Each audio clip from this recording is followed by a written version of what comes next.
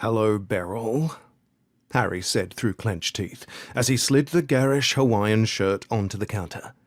Beryl narrowed her one good eye at him. "Mr. Townsend, I believe you're banned from this shop." Harry stared her down as he lifted his chin. "No, I spoke to Agnes, and she said that you're not in charge, so you can't ban anyone. And she said looking at someone funny wasn't grounds for a ban anyway." A flicker of fear passed through her good eye, and, he thought, something almost like admiration too. She clearly never would have thought he'd have the balls to go above her head to Agnes, but she'd underestimated him and his need for this incredibly ugly Hawaiian shirt.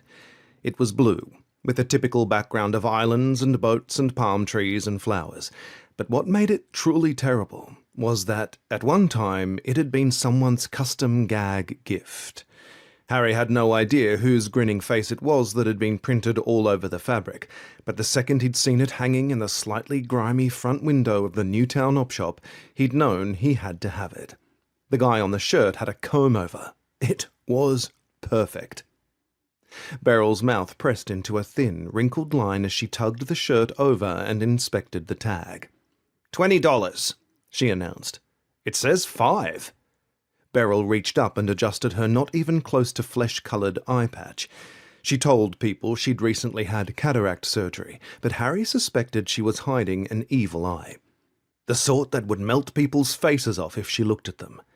"Agnes might be the manager, but I'm in charge of pricing, and this shirt is $20.